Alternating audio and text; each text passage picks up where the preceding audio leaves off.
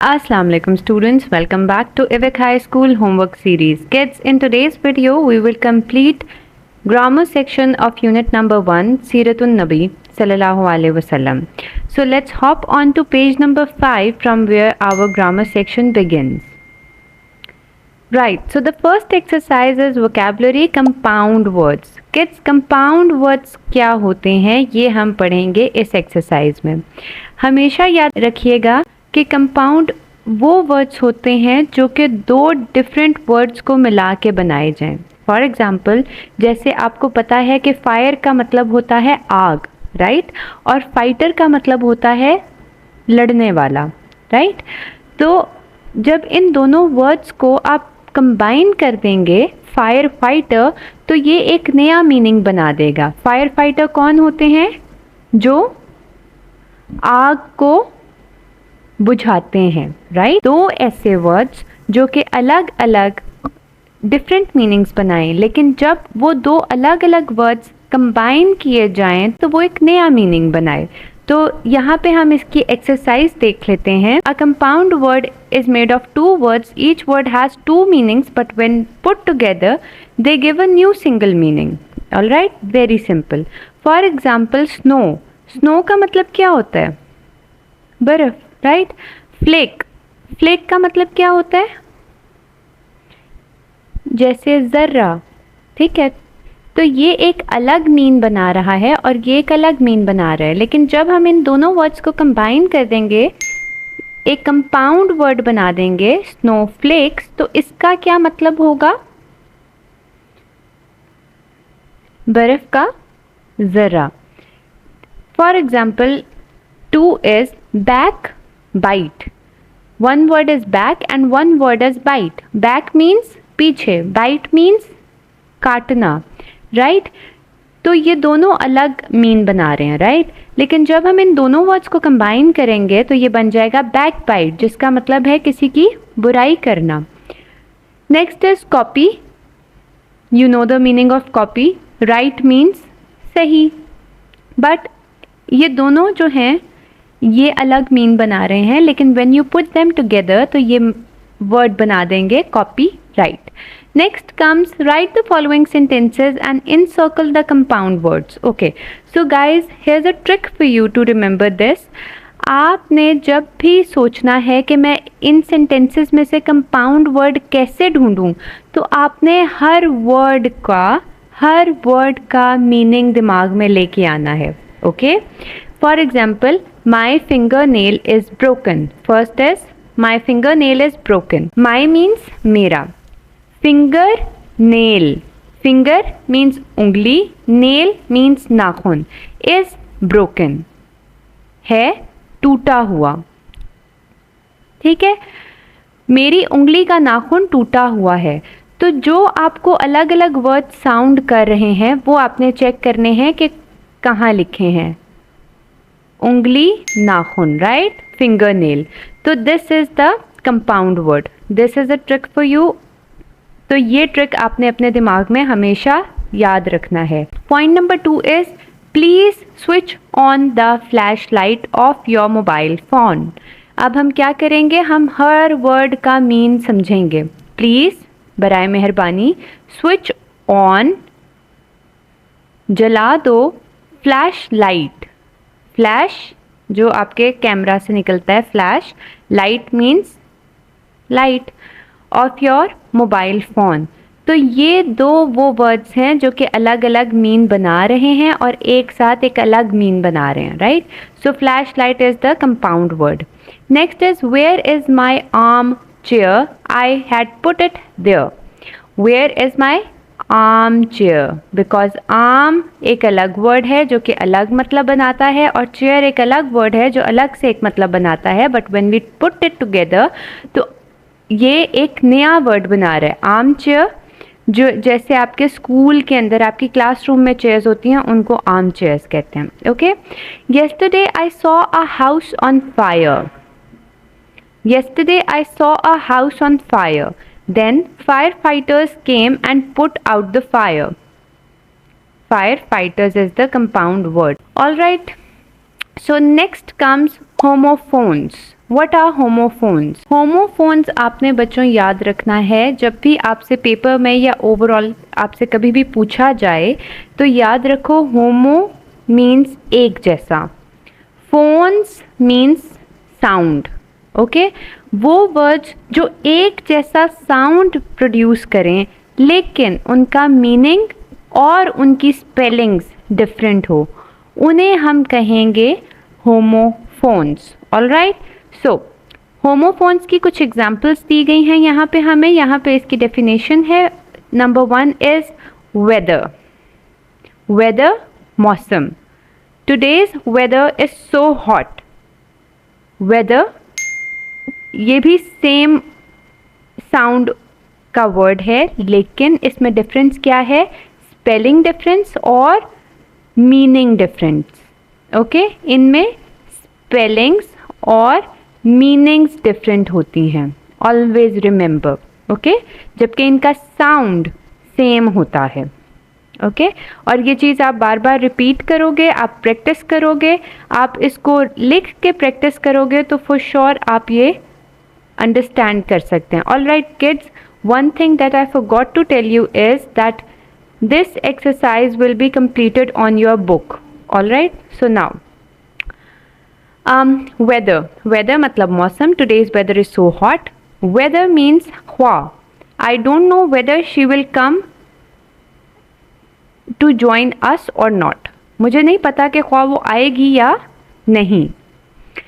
Seen देखना या देखा, और दूसरा वर्ड है सीन, इसकी स्पेलिंग भी डिफरेंट है और इनका मतलब भी डिफरेंट है। इसका मतलब है देखा और सीन का मतलब होता है कोई भी मूवी का सीन, किसी भी ड्रामा का सीन। ओके, इस तरह से। सो इनके सेंटेंसेस है, have you seen that book, क्या तुमने वो किताब देखी है। Scene, the natural scene of sunrise is beautiful, सूरज का तलू होना बहुत खूबसूरत सीन होता है। Next word is hair, her hair colour is brown, उसके बालों का कलर ब्राउन है। नेक्स्ट वर्ड इज हेयर, इसको भी हम हेयर ही पढ़ेंगे। I have a hare, rabbit को बच्चों हम हेयर भी बोलते हैं। ओके, याद रखना है, rabbit is also called a hare. Okay, so ये देखें, अब एक का मतलब है बाल और एक का मतलब है खरगोश। ठीक है, तो अब आपको बात समझ आ रही है कि ये वो वर्ड्स होते हैं जो होमोफोन्स, वो वर्ड्स होते हैं जो सेम साउंड तो प्रोड्यूस करें लेकिन इनकी स्पेलिंग्स और इनकी मीनिंग्स डिफरेंट हों। Okay, I have a hare, it has 2 ears and grey eyes. Next is herd, I see a herd of cows going towards the field. Herd बच्चों कहते हैं एक ग्रुप।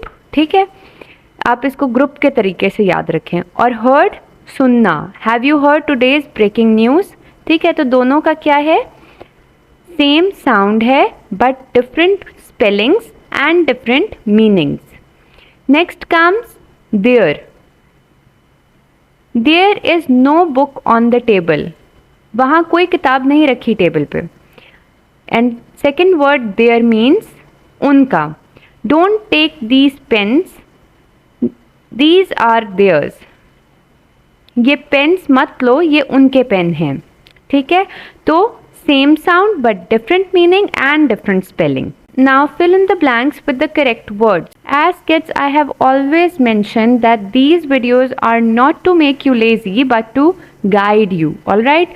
So मैं आपको यहाँ पे जो ये words दिए गए हैं इनका उर्दू मीन बताऊंगी, दोनों words का, और आपको इन ब्लैंक्स में खुद से ये वर्ड्स फिल इन करने हैं कि कौन सा मोस्ट सूटेबल वर्ड है।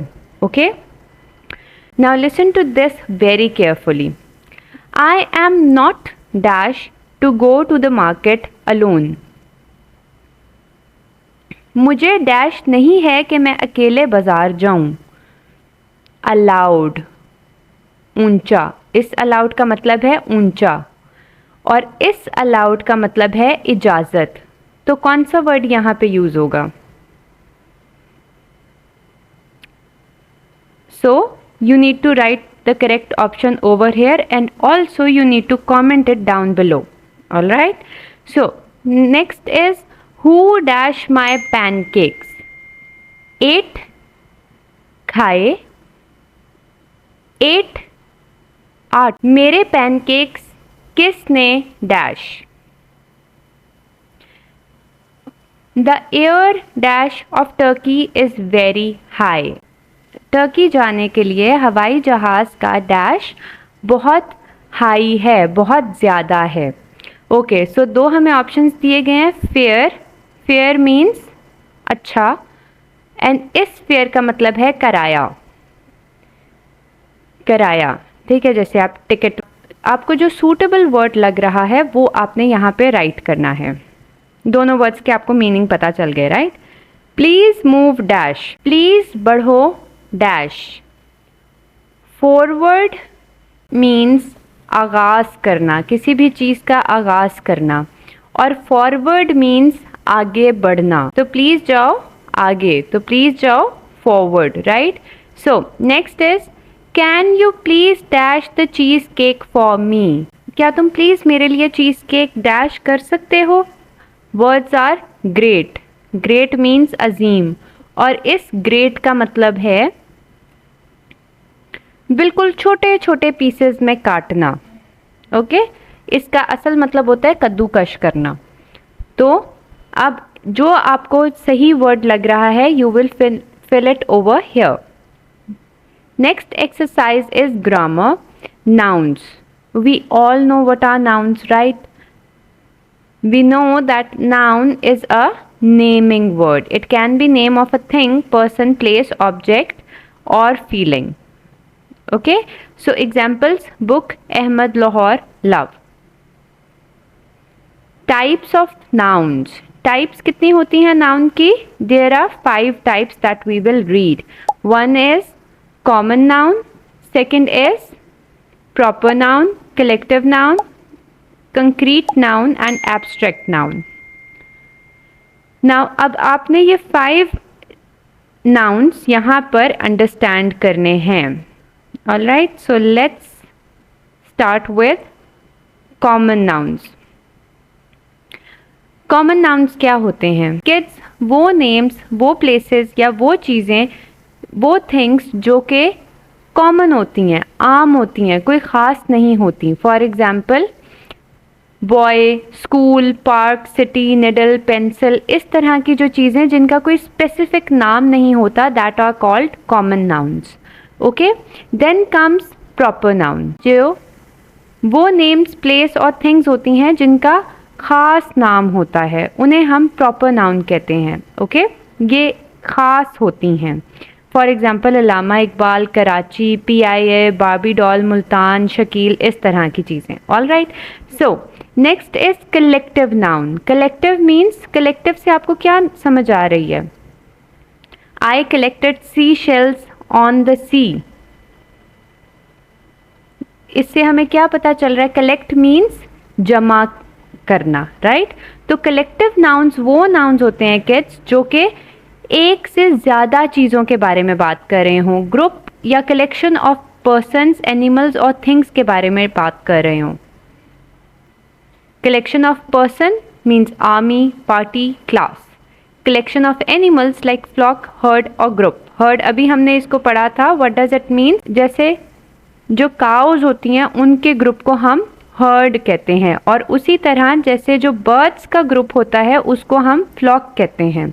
Okay, collection of things, dozens, bunches, bundles. Okay, जैसे व्हेन यू से 2 डजन्स ऑफ ऑरेंजेस, तो इसका क्या मतलब है कि आपने 2 डजन्स ऑफ ऑरेंजेस जो खरीदे हैं उसके अंदर कितने ऑरेंजेस हैं?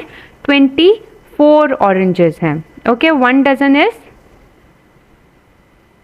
12 oranges. Okay, soon we will start our math section also, so हम वहाँ पे जो है ये डजन्स और किलोमीटर्स और मीटर्स और इन सारी चीज़ों को अंडरस्टैंड करेंगे।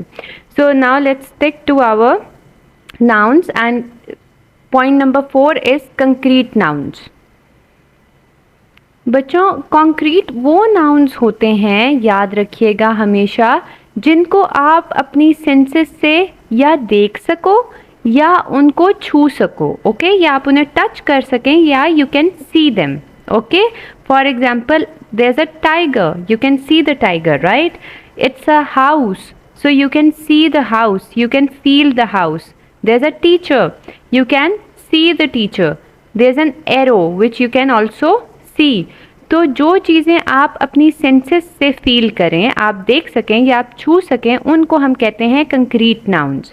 Then comes kids. Abstract nouns वो होते हैं जो आप समझें कि कंक्रीट का ऑपोजिट हैं. कंक्रीट कौन से नाउन्स थे? जो हम अपनी 5 सेंसेस के साथ या छू सकें या उन्हें टच कर सकें. और एब्स्ट्रैक्ट वो नाउन्स होते हैं जो हम अपनी फीलिंग्स, जो अपनी सेंसेस के साथ ना टच कर सकें ना उन्हें देख सकें, बस हम उनको सोच सकें. Okay, for example truth. आप ट्रूथ को देख तो नहीं सकते कि ट्रूथ की शक्ल कैसी है, right? So for example rewarded. For example wisdom, अकल. अकल को आप देख तो नहीं सकते ना, राइट? तो अब हमारी नेक्स्ट एक्सरसाइज है underline the nouns in the following sentences and write them in their respective column. All right kids, तो हमें यहाँ पे 5 कॉलम्स दिए गए हैं, proper noun, common noun, collective noun, concrete noun and abstract noun का. Okay, और हमें इन सब की अंडरस्टैंडिंग हो चुकी है अब तक. किड्स, अगर आपको ये वर्ड्स या ये टर्म्स नहीं समझ आई, so over here pause the video, थोड़ा सा इसको रिवाइंड करें और फिर से इस वीडियो को देखें और पहले ये एक्सरसाइज करने से ये तमाम जो वर्ड्स हैं, ये जो तमाम टाइप्स ऑफ नाउन्स हैं, इनको प्रॉपरली अंडरस्टैंड कर लें. और इसके बाद हम ये एक्सरसाइज स्टार्ट करेंगे सो दैट आपको ऑलरेडी पता हो कि क्या करेक्ट ऑप्शन है. ओके, तो अब ऐसा नहीं है कि एक सेंटेंस के अंदर हमें सिर्फ एक ही नाउन को अंडरलाइन करना है. हमें डिफरेंट टाइप्स ऑफ नाउन, जो 5 टाइप्स हमने पढ़ी हैं, हमने उन तमाम को अंडरलाइन करना है. Okay, so Alishba is a good girl. Very simple. Alishba is a proper noun, right? Is a good. So Alishba is a good girl. So we know that Alishba is a name, which means that it is a proper noun, right? Is a good girl. Good is abstract noun. क्यों abstract noun है? Because good, आप क्या कोई भी चीज़ जो good है आप उसको छू सकते हैं या उसको देख सकते हैं? गुड, बच्चों देखो, जो गुड वर्ड है, गुड का जो लफ्ज़ है, क्या आप उसको, आपको उसकी शक्ल पता है? नो. जबकि आपको पता है कि एक गर्ल कैसी लगती है, ठीक है, लेकिन आपको क्या पता है कि गुड कैसा लगता है? क्या आप गुड को टच कर सकते हैं? No. Can you see good? No, you can not. कि व्हाट इज़ गुड, राइट? तो ये एक आपके ख्याल के अंदर एक चीज़ बनी हुई है कि गुड का मतलब होता है बहुत अच्छा, लेकिन गुड की शक्ल कैसी होती है, उसकी फिजिकल अपीयरेंस कैसी होती है, यू डोंट नो. ठीक है, तो इसका मतलब है कि that is a abstract noun. All right, so good is the abstract noun. Girl, girl is common noun. तो हमें ये 3 चीज़ें इस सेंटेंस में से मिली हैं. तो आपने अपनी बुक्स के ऊपर क्या करोगे, यहाँ पे आप लिखेंगे प्रॉपर नाउन क्या था हमारा? अलिशबा. ओके, फिर हमारा कॉमन नाउन क्या था? Girl, right? और नेक्स्ट हमारा एब्स्ट्रैक्ट नाउन था गुड. ओके, इस तरह से आपने अपनी बुक के ऊपर ये सारे, ये जो ग्राफ है इसको फिल इन करना है. इसमें, इस सेंटेंस में किड्स हमारे पास कोई भी कलेक्टिव नाउन या कंक्रीट नाउन नहीं है, राइट? तो आपने यहाँ पे स्मॉल डैश, तो आपने यहाँ पे एक स्मॉल डैश मेंशन कर देना है. Next is one should believe in the truth. One, इसका मतलब है कि हर किसी को, इंसान को सच्चाई में, हर इंसान को सच्चाई पे यकीन रखना चाहिए, राइट? तो इसमें वन इज कॉमन नाउन, क्योंकि ये बात कर रहा है इंसानों की. और किन इंसानों की? किसी खास इंसान की? नो, जनरली इंसानों की बात कर रहा है. आम लोगों की बात कर रहा है, सब तमाम लोगों की बात कर रहा है। ठीक है, तो one is common noun. Truth is the concept, the idea which we cannot see or we cannot touch. So this means that it is a abstract noun. Truth is an abstract noun. All right. So now next sentence is I saw a bouquet of flowers at a flower shop. मैंने फूलों का गुलदस्ता देखा फूलों की दुकान का। तो बुके क्या है? बुके इज बहुत सारे जब फूल बन के एक गुलदस्ता बनाते हैं तो उसको हम बुके कहते हैं, गुलदस्ते को हम बुके कहते हैं। Okay, so this is a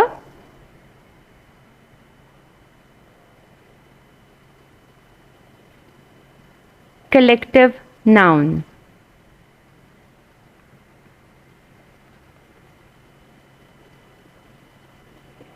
next is of flowers.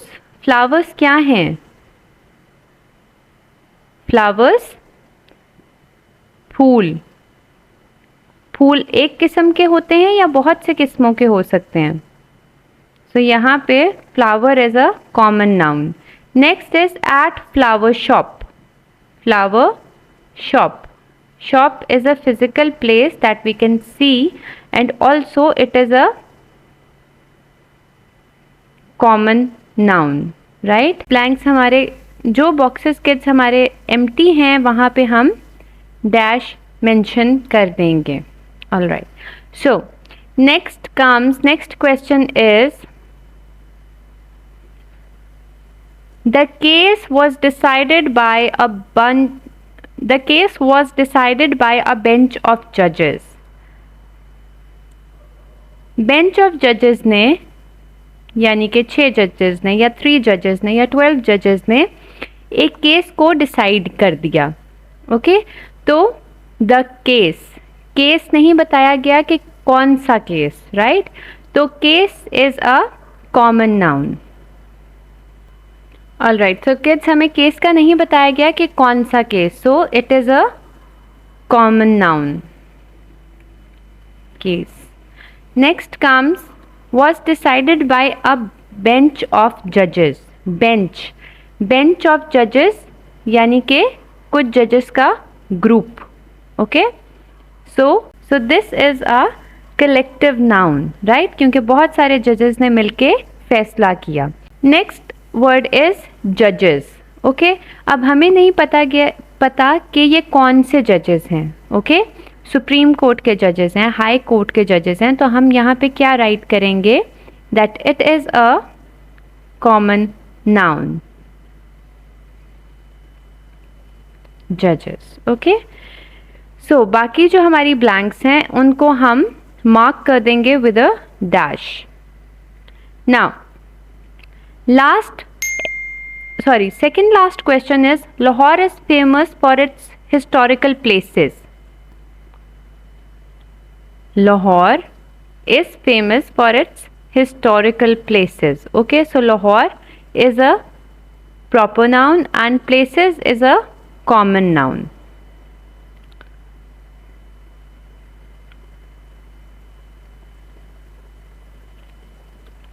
Lahore places. There are many students in the classroom. Students and classroom. This is common noun and this is also common noun. All right, so next is yesterday I saw a big blue whale swimming in the water. So I saw a big blue whale. कौन सी whale? There are many types of whale. Okay, तो whale is हमारा common noun and water is हमारा again common noun. Okay, all right kids, next last is Afsha is a wonderful tennis player. Afsha is a proper noun. Proper noun. Wonderful, whereas wonderful tennis player. Player is common noun and tennis is also common noun. Okay, so now the next exercise is use of post modifiers. Our post modifiers give extra or specific information about the noun, place, possession and identifying features. जो noun होता है उसकी जगह, उसकी या उसकी चीज़ या उसके कोई आइडेंटिफाइंग फीचर्स बताता है post modifiers. Okay, so for example Beenish our teacher gives us many tasks. Beenish जो हमारी टीचर है हमें बहुत से काम देते हैं. तो यहाँ से हमें पता चला कि बीनिश कौन है, उन स्टूडेंट्स की teacher. The man in the blue shirt is my neighbour. तो क्या पता चला बहुत से आदमियों में से कि वो जो आदमी जिसने ब्लू शर्ट पहनी है वो मेरा नेबर है. We have come here to see the boy who was injured in the attack. हम यहाँ उस लड़के से मिलने आए हैं जो कि उस अटैक में ज़ख्मी हुआ था. बीनिश नाउन है जो उसके साथ पोस्ट मॉडिफायर लगा के बताया गया है कि वो उन स्टूडेंट्स की टीचर हैं. उसी तरह से द मैन जो कि एक कॉमन नाउन है, इसके साथ ब्लू शर्ट का डिस्क्रिप्शन देके उसका फीचर आइडेंटिफाई किया गया. राइट. दूसरी तरफ कुछ बच्चे जो हैं वो एक बॉय से मिलने गए थे जो कि कॉमन नाउन है. उस नाउन को ज़्यादा स्पेसिफिक कैसे किया गया है कि वो बॉय जो कि अटैक में ज़ख्मी हुआ था. Is it clear? So now अब हमने क्या करना है, here is the exercise. Okay, तो किड्स यहाँ पे हमें ये जो सेंटेंसेस दिए गए हैं 5, इनके अंदर से हमने क्या करना है, पोस्ट मॉडिफायर्स आइडेंटिफाई करने हैं. The house across the street is haunted. वो घर जो कि सड़क के दूसरी तरफ है वो क्या है, हॉन्टेड है, उसमें भूत रहते हैं. My childhood friend is coming from Multan. My childhood friend, मेरा बचपन का दोस्त. ठीक है, ठीक है. तो ये जो फ्रेंड है जो कि कॉमन नाउन है, इसके साथ जब हमने चाइल्डहुड लगाया है तो हमें समझ आई है कि ये बचपन का दोस्त है. अगर यहाँ पे न्यू फ्रेंड होता तो हमें पता चलता कि वो न्यू फ्रेंड है. तो इसने क्या किया है, चाइल्डहुड जो कि पोस्ट मॉडिफायर है, इसने हमें बताया है कि जो फ्रेंड आ रहा है मेरा वो मेरा बचपन का दोस्त है. The man with the white beard is my grandfather. वो आदमी जिसकी सफ़ेद दाढ़ी है वो मेरे ग्रैंडफादर हैं. The man behind me are making too much noise. The people behind me are making too much noise. People is a common noun, right. So इसके बाद जो आया है बिहाइंड मी, मेरे पीछे, behind is actually the post modifier. We need a boat to go over the island. We need a boat to go over the island. हमें एक boat की ज़रूरत है. क्यों ज़रूरत है? To go over the island. ये पूरा जो सेंटेंस है यहाँ से यहाँ तक, ये हमारा पोस्ट मॉडिफायर है क्योंकि ये बता रहा है कि हमें बोट की क्यों ज़रूरत है. Now next exercise is plural nouns but singular in meaning. Okay, तो हम इसी को ही अंडरस्टैंड कर लेते हैं. यानी कि वो नाउन्स जो कि प्लूरल लिखे जाएं लेकिन उनका जो मीनिंग है वो सिंगुलर ही हो. सो किड्स, कुछ ऐसे नाउन्स होते हैं जिनके साथ एस लगा होता है. ओके, और वो अपनी क्वांटिटी में भी एक होते हैं और अपने मीनिंग में भी सिंगुलर होते हैं. Okay, for example news. जब आपके फादर्स रात के टाइम खबरें देख रहे होते हैं न्यूज़ देख रहे होते हैं तो आप उसको न्यू बोल सकते हैं? No, you always say news, right? उसी तरह से सिजर्स का सिंगुलर एंड सिजर्स का प्लूरल दोनों सेम होता है, always remember. Okay, next is glasses. ये कौन से ग्लासेस की बात हो रही है? जो चश्मे, जो देखने वाले चश्मे होते हैं, उनकी बात हो रही है। Okay, so glasses is always plural. Okay, whenever you say कि मुझे please pass me the glass, तो आप कभी भी ग्लास नहीं बोलते, ठीक है? वो आपको एक ग्लास पकड़ा देंगे, राइट? आप क्या कहते हैं? मेरे ग्लासेस मुझे पकड़ा दो। तो glasses is always singular in meaning, but जब आप इसको राइट करते हैं तो आप इसको इस तरह से लिखते हैं, ट्वीजर्स। बच्चों, ट्वीजर का मतलब होता है, आप अपनी मदर से पूछिएगा ट्वीजर का क्या मतलब होता है। ओके, ट्वीजर हो गया या प्लकर हो गया, ठीक है? आपको एक ट्यूजर्स चाहिए या एक से ज्यादा ट्यूजर्स चाहिए, आप क्या बोलते हैं? ट्यूजर्स ही बोलते हैं। Same is with pants. आप कभी भी बच्चों पैंट नहीं बोलते, ओके?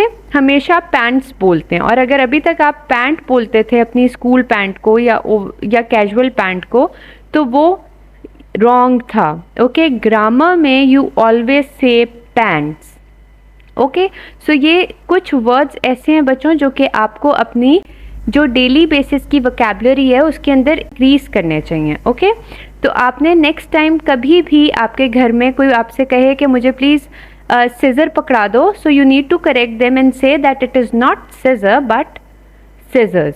ओके, तो उसी तरह से ग्लासेस के लिए, ट्वीजर्स के लिए, न्यूज़ के लिए और स्पेशली पैंट्स के लिए। Okay, and same goes with jeans.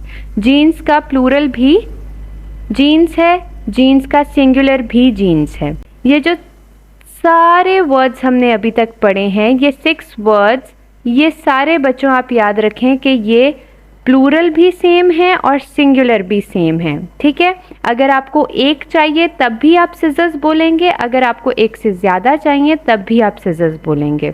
Okay, alright kids, यहाँ तक हम अपनी एक्सरसाइज अभी कंप्लीट करेंगे इस वीडियो में।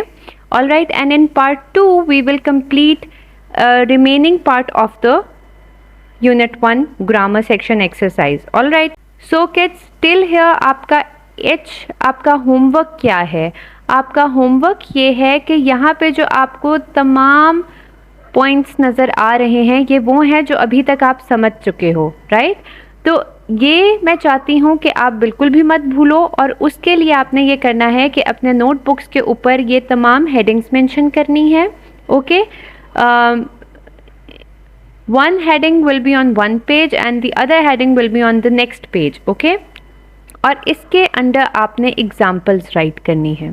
ओके, फॉर एग्जाम्पल जैसे आप सबसे पहले हेडिंग मेंशन करेंगे कंपाउंड वर्ड्स की, इसके बाद आप वहाँ पे कंपाउंड वर्ड्स की डेफिनेशन राइट करेंगे और साथ उसके 2 एग्जाम्पल्स मेंशन करेंगे, और वो बुक वाली एग्जाम्पल नहीं होनी चाहिए। Okay, then comes homophones. Homophones आप डेफिनेशन मेंशन करोगे और उसके बाद 4 पेयर्स ऑफ होमोफोब्स राइट करेंगे। Okay, then comes nouns. इसकी जो 5 टाइप्स हमने पढ़ी हैं ये मेंशन करेंगे, और हर टाइप के साथ आप उसकी 2 सेंटेंसेस की एग्जाम्पल राइट करेंगे। Is it clear? Now next is post modifiers. Post modifiers आप हेडिंग मेंशन करेंगे और उसके बाद आप पोस्ट मॉडिफायर्स के 2 सेंटेंसेस लिख कर लेके आओगे। Plural nouns but singular in meanings heading mention करेंगे, और उसके बाद आप इसमें से 3 कोई से अपनी पसंद के वर्ड्स लिख कर लेके आएंगे। Is it clear? This is your homework for Monday, और मंडे तक आपने अपना ये वर्क कंप्लीट करना है। Make sure that you complete your work on time, you submit your copies for checking on time, and इसके बाद we will complete our remaining part of the exercise which are I believe 3 pages, 3 to 4 pages. ये हम complete करके then we will start our unit number 2, that is Eid ul Fitr. Till then kids, take care and please complete your homework, and please make sure that you subscribe to the channel so that you can get every video on time and you can complete your work on time.